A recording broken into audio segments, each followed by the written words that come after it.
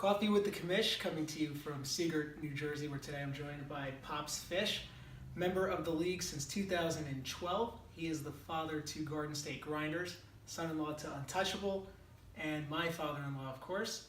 Welcome to the program. Thanks, Mike. First time, long time. Today, are we actually drinking coffee, or what are we drinking here? We are Twinings English breakfast tea. 300 years of tradition and better than coffee. Wow. What do you have, Mike? I am drinking coffee. I don't know if this is dark roast or what it is, but we have our first tea appearance on Coffee with the Commish. So how come no coffee? I hate the taste. What is that? I don't know. I like coffee ice cream, and I like coffee mixed into desserts, but just never acquired the taste for straight up coffee. Even with Kona, going to Hawaii all those years, never got into Kona coffee? I like Kona coffee. I like the pea berry especially. It's got very low acidity. So I can appreciate it, but I prefer tea. Okay. Well, just appreciate you being a good sport, coming on the program. I don't know if the camera can catch us, but apparently I am Mr. Right today. So definitely a nice mug.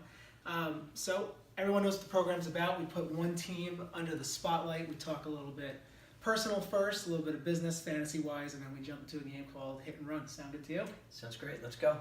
Okay, so personal, let's start. You are one of 4 members in the league that's officially retired.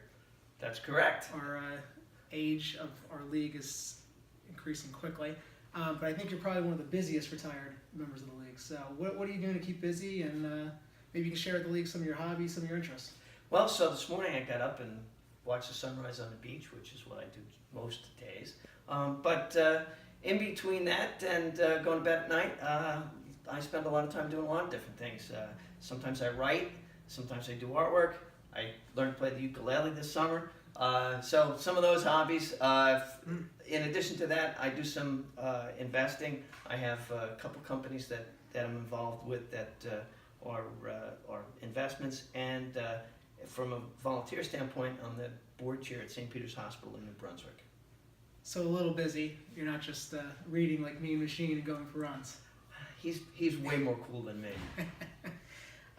You had mentioned your sunset or sunrise photos, I should say. Just for the league, I'll give you a shout out. Instagram, it is TJVVIN12. So if you want to give them a follow on Instagram, get some nice Seagirt sunrise photos from Hawaii here and there. Hey, I'm a recent winner of as a finalist in the Belmont Arts Center photography contest. Really? Yes, with one of my shots from. Is there a location that is on your wish list to shoot that you haven't gotten yet? No, I'm perfectly happy with the beach right here. Although last winter I did walk from Sandy Hook all the way down to the Massaquan Inlet over the course of 2 weeks, and did it on the beach every morning. So I got pictures there, the whole Monmouth County beach. That's dedication. Oh. Let's jump into fantasy, some business talk here. So it's your 7th season in the league. 2012 is when you joined. It was actually a big transformation year for the league. It was not only you, but we had Untouchable joining, Garden State Grinders, and the only Browns fan who fell through the cracks. That year, we also said farewell for some of the legacy members here to Viva España, who was Matt Festa, the Brahma Bulls, who was Brian Masterson, Dirty Harry, and the Pac-Man, who nobody remembers. But since then, over those few years, you've had 4th place finish in 2014, a 5th place finish in 2016, a few rough seasons in between. How have you enjoyed the league, or would you say you were hoodwinked into joining? No hoodwink. I enjoyed the tomfoolery of the back and forth between members, and no, I'm a casual contributor to the league. Casual contributor. It seems like I give my money every year, pay my dues, and then get to watch and have some fun. I like to compete, and I smack there right in the middle, maybe just below average. Well, you're 3-6 this year. There's still 4 games to play. How are you feeling about the rest of the season? Well, I had injuries early season. My running back Jay Jai just didn't show up. He was hurt. Then he hurt his back, and so he was done for the year. Julio Jones, who was my big wide receiver, took all year till last week to get his first touchdown. I have momentum now. I'm coming on, but it may be a little too late. But it's okay. I'm having fun. You're still in the playoff race, and you are the one team in league history, the one and only team in league history, to have a consultant, at least for a couple of years. I think that person has since been fired. It is a rough business. Could you talk about that a little bit? Sure. I enjoy owning a team. and I don't necessarily want to be the coach GM of the team. You got to think about Wednesday. Is my lineup set? You got to listen to all these trade offers with thousands of players offered over the course of a season. I'd much rather have somebody handle it. I can't find the right formula, but I'm interested. If anybody knows anyone who's interested in earn a little dough, I'm more than happy to pay and split my winnings if I ever have any with someone who wants to take on my team. Of course, I would maintain ownership and control and ultimate veto power. You might get a couple propositions after this video airs. So. Excellent. Now, I want you to give the league a peek behind the curtain. The last 7 years, you've had the pleasure of spending draft night with Untouchable. And not just spending draft night with him, being IT support, being the voice of reason, going to his house each year. I've heard the stories, but maybe you could share with the league what that experience is like.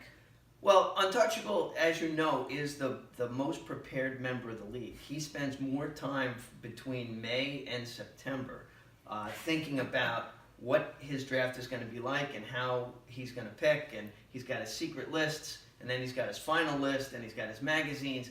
And by the time the draft starts, he's all prepared, except computers aren't his forte. And so when the draft room freezes 3 seconds before he's about to draft, occasionally there's an explosion. And Untouchable, not very happy when the technology doesn't go his way.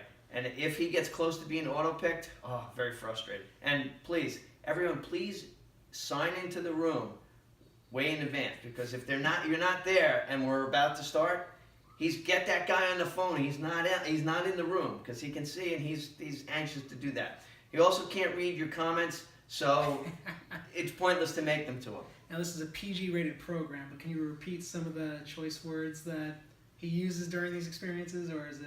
Oh, in a family show, we wouldn't want to have any of those words come out. But if you pick his guy right in front of him, if you listen carefully, if you're within Monmouth County, you can probably hear him screaming at you for picking his quarterback, his wide receiver. If the guy's in the Indianapolis Colts, don't pick him. Absolutely. Good note there. Going back to your team name for a moment here. The meaning of Pop's Fish came up a couple of episodes ago. I think it was one of the Light brothers that had no idea what it meant. They thought you made really good fish. Can you explain the meaning, or do you just make killer fish? Sure. When we were on vacation in Hawaii once, I took Amanda out surfing, and I was in my 30s, and the young dude who took us out surfing was calling me Pops the entire time. So Pop was the name that I picked when I was going to be a grandfather, and it stuck. The kids teased me with it over the years. And fish is, I'm a Dolphins fan, so since I'm a little kid, Dolphins have been my team. I watched in agony as they lost to the Dallas Cowboys in the Super Bowl back when I was really young, and it frustrated the heck out of me. And then they won 2 Super Bowls in a row right after that. So I was sitting high, and they haven't won since.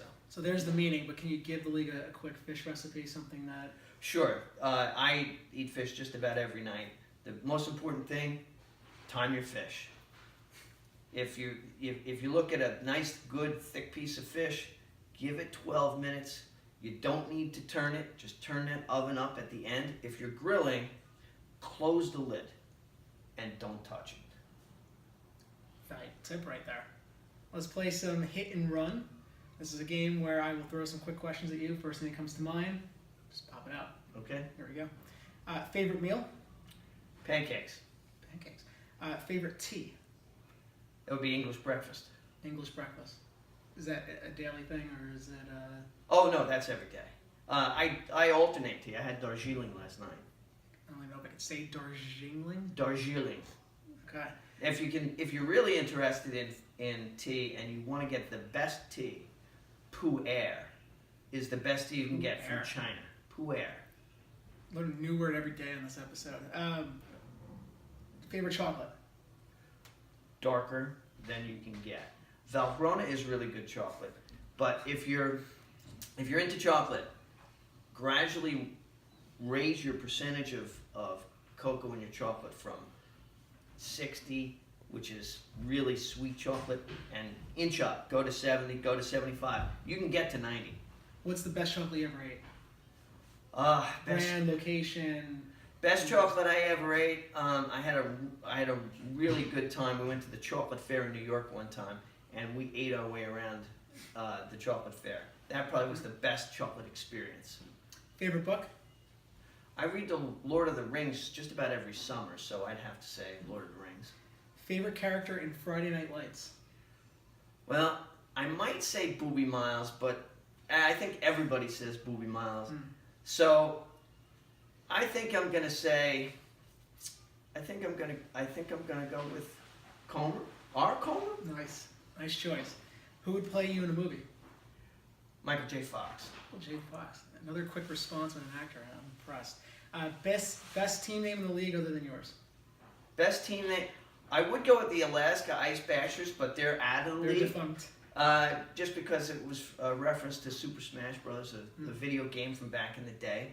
But I'm going to go with Madison Hedgecox because I just like the way it rolls off the tongue. Last week, Madison Hedgecox was the worst team name in the league, at least in Mean Machine's opinion. So I understand. it's very nice to get the opposite opinion. Worst team name in the league, though?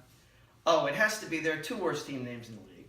They're Giants Rule and Mountaineers. It's almost as if you have a bad password and you have to add extra characters and exclamation points for absolutely no reason. Capitalize the G. I don't know. It's like they did it when they were in 8th grade and they never changed it. That is exactly what it is. Dinner with 3 people in the league. Dinner with 3 people in the league. You know, I think since we're on that theme, I would think that myself, the Hedgecocks, would really enjoy having dinner with the Light brothers. The 2 shortest guys in the league sitting with the 2 tallest guys in the league. Well, Giants Rule did pick you to go to dinner as well, so it is nice that you're returning the favor. Excellent. Giants Rule. Look forward to it. We can talk stocks. I know you're big into the stock market these days. Absolutely. And you get one question for the Commish. Okay. I would ask about whether I'm going to have more grandchildren anytime soon, but you have to look to a higher authority for those kind of questions, like Mrs. Commish. So I'll pass on that one. Okay. I'll give you a different question. How about this? How about I challenge the in-laws to a throwdown, similar to the Light More challenge. Okay. We'll go myself, Untouchable, and the Grinders. Okay. With you, the Machine, and the drug-infested Den, another stupid name in the league. And we'll have a challenge next season. Winner buys the losers breakfast at a place that, if we win, serves the Western omelet, and if you win, doesn't serve the Western omelet. I love it. We can't start it this year?